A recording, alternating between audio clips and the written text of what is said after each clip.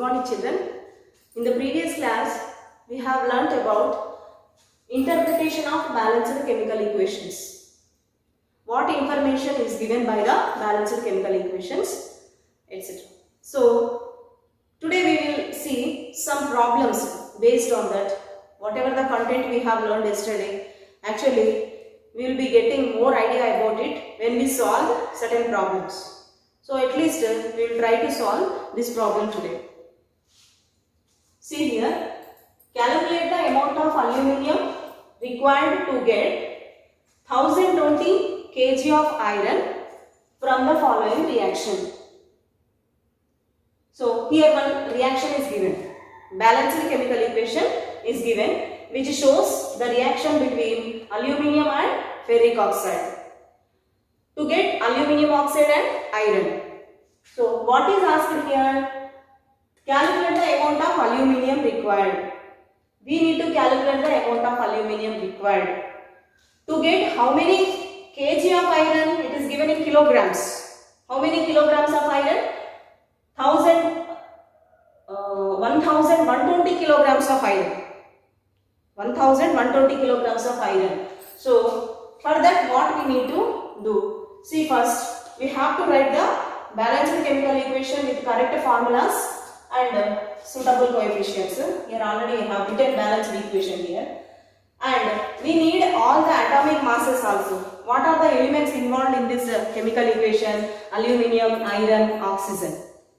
So towards the product side also we will be getting aluminium, oxygen and iron.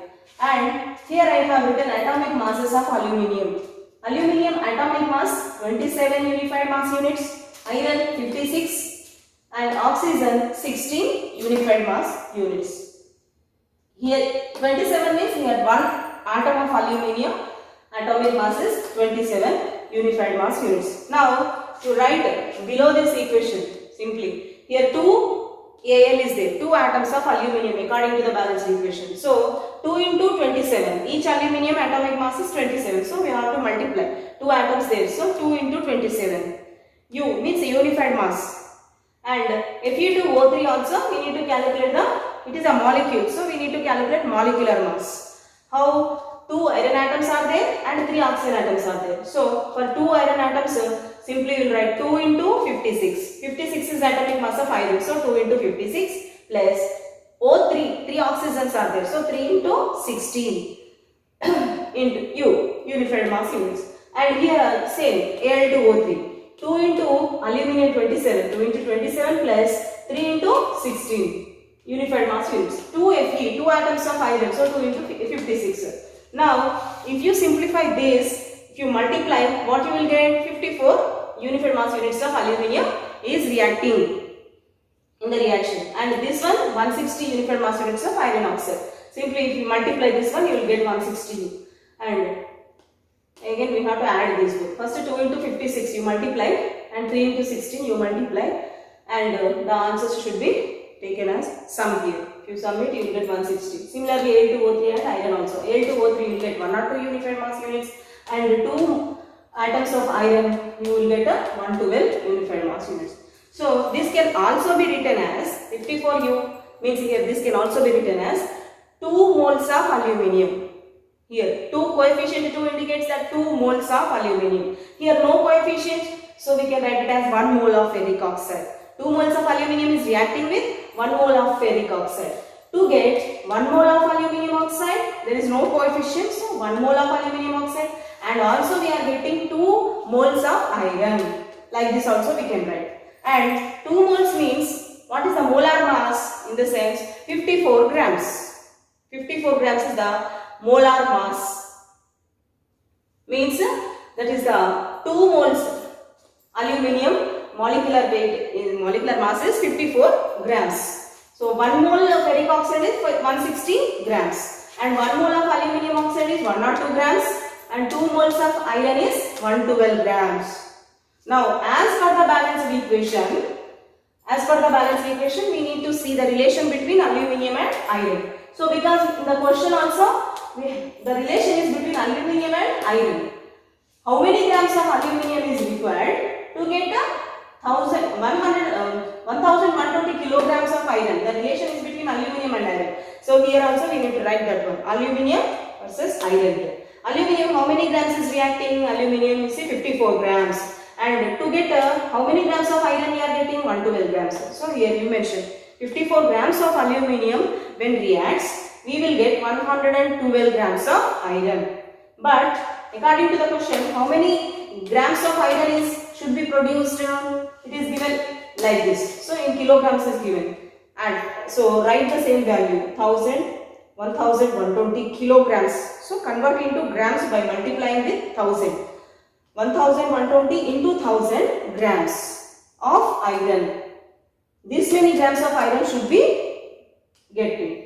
So how many grams of aluminum is required to get these many grams of iron? So that is our question. Now this one, after writing like this, we have to cross multiply this one so as to get the result. So once again I will say 54 grams of aluminium when involves in the reaction, we are going to get 112 grams of iron. Then how many grams of aluminium is required? Actually we don't know. That's why I wrote here X. X grams of aluminium is required to get these many grams of iron. This X we need to find out. See, right? That X towards the left hand side and cross multiply the given values. X grams is equal to 1120 into 1000 into 54. I wrote into 54 divided by 112 grams. If you multiply this one, you will get 540,000 grams. 540,000 grams. 540,000 grams means how many kilograms? 540 kilograms. So how many 540 kilograms of what? Of aluminium is required. X means here what? X grams. What is X here? X is the weight of aluminium required. So how many grams of aluminium is required? Actually it is in kilograms. 540 kilograms. Grams means 540,000 grams of aluminium is required. So that one we have converted into kilograms. So 540 kilograms of aluminium is required.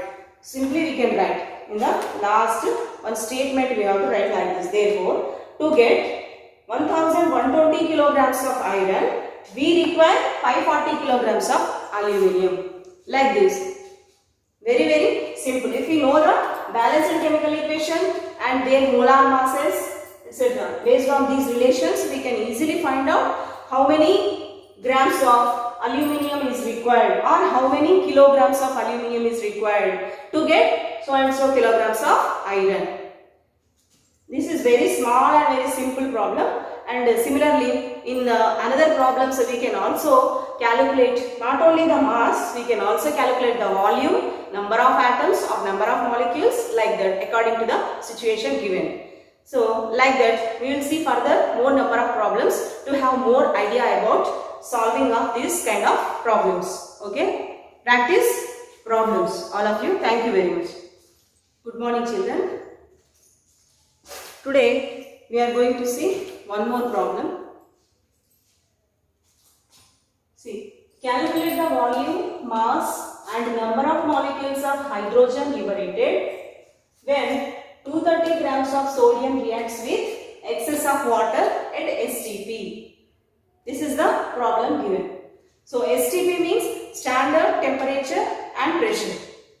Standard temperature, 273 Kelvin temperature is known as standard temperature. And 1 atmosphere is known as standard pressure. Under standard temperature and pressure conditions, how many grams of sodium is reacting with water? 230 grams of sodium is reacting with excess of water. Then what we need to calculate? We need to calculate hydrogen values. Hydrogen. Regarding hydrogen, we need to calculate volume, mass and number of molecules of hydrogen.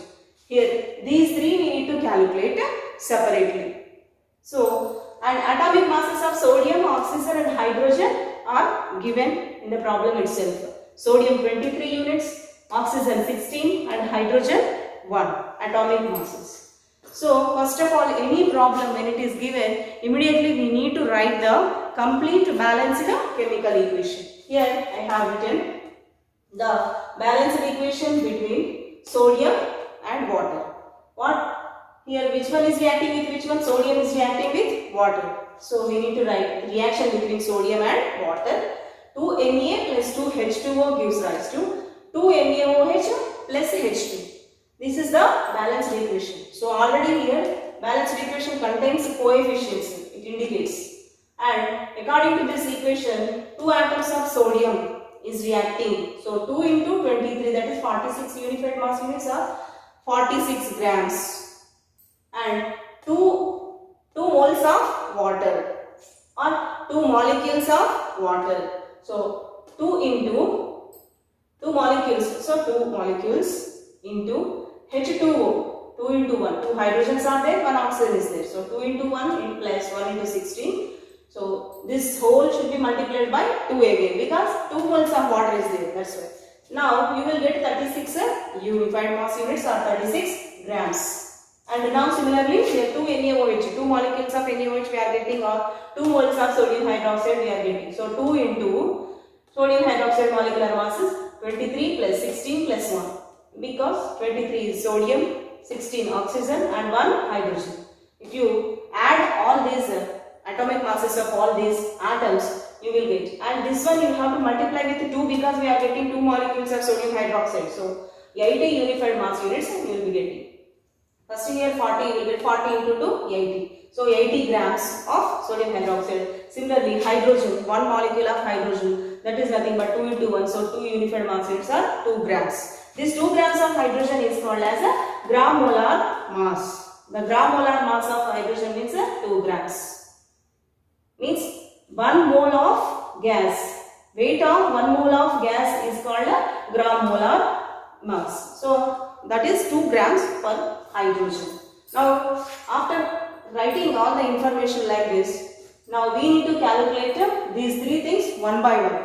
So first you see mass. How can we calculate the mass of hydrogen? Here according to the problem given, how many grams of sodium is reacting? 230 grams of sodium is reacting. But according to the balanced equation, how many grams of sodium is reacting? 46 grams of sodium is reacting. And this 46 grams of sodium when completely reacts with water, we get 2 grams of hydrogen. So I have written that over here. 46 grams of sodium gives 2 grams of hydrogen. Then, but how many grams of sodium is reacting? According to the problem given, 230 grams of sodium. Then 230 grams of sodium gives how many grams of hydrogen? Make the statements like this and do the cross multiplication. Then 230 into 2 by 46, you will get 10 grams of hydrogen. So we got the mass of hydrogen as 10 grams of hydrogen. Keep it aside. And now you go for next one, that is volume. You need to calculate volume of hydrogen liberated also. Mass we have calculated, then go for volume. Now, when you are calculating the volume of any gas, you have to keep it in one mind. Keep it in mind that 1 gram molar mass of any gas occupies 22.4 liters of volume at STP. Under STP conditions, this is the general statement and it is applicable for all gases. Not only hydrogen, it is applicable for all gases. So, under STP conditions, 1 gram molar mass of any gas occupies how many liters volume? 22.4 liters volume of volume. So, here 1 gram molar mass of hydrogen means how much? 2 grams. So, 2 grams of hydrogen occupies 22.4 liters volume. But in this, according to this problem, how many grams of hydrogen we are getting? 10 grams of hydrogen is liberated in that reaction when 230 grams of sodium reacts with water. 10 grams of hydrogen. So, here 2 grams of hydrogen is 1 gram molar mass. 1 gram molar mass. That means 2 grams of hydrogen occupies 22.4 liters volume. Then 10 grams of hydrogen occupies how many liters of volume at STP. So, again you do cross multiplication. 10 into 22.4 by 2. When you simplify this, you get 112 liters. This is the volume of hydrogen gas under STP conditions. Volume of hydrogen gas is 112 liters. How much mass? Mass of hydrogen is 10 grams. Volume of 10 grams of hydrogen is 112 liters at STP. So, now again third one is there. We need to calculate number of molecules of hydrogen also. Then you see 2 grams of hydrogen, here 2 grams, this is gram molar mass. 2 grams of hydrogen means 1 mole of hydrogen. So 1 mole of a molecule, 1 mole of any gas contains Avogadro number of molecules in it. We know that. So 1 mole of hydrogen gas also contains Avogadro number of molecules means 6.02 into 10 to the power of 23 molecules it contains. Then 1 mole means how many grams? 2 grams of hydrogen. But how many grams of hydrogen is liberated in this reaction? 10 grams of hydrogen is liberated. So 10 grams of hydrogen contains how many molecules? 2 grams of hydrogen gas contains 6.02 into 10 power 23 molecules. Then 10 grams of hydrogen contains how many molecules? Again, write the statement like this and do the cross multiplication. Very simple. 10 into 6.023 into 10 to the power of 23 by divided by 2. When you do simplification, you will get 30.10 into 10 to the power of 23 molecules, or this can also be written as 3.01 into 10 to the power of 24 molecules.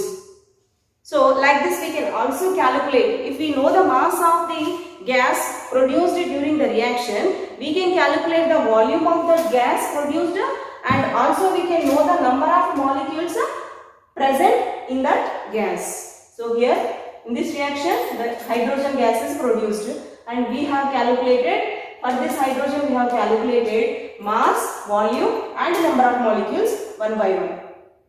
Okay. If we solve the many problems like this, we are going to be more clear about the concept. So try to do more number of problems. Thank you, children.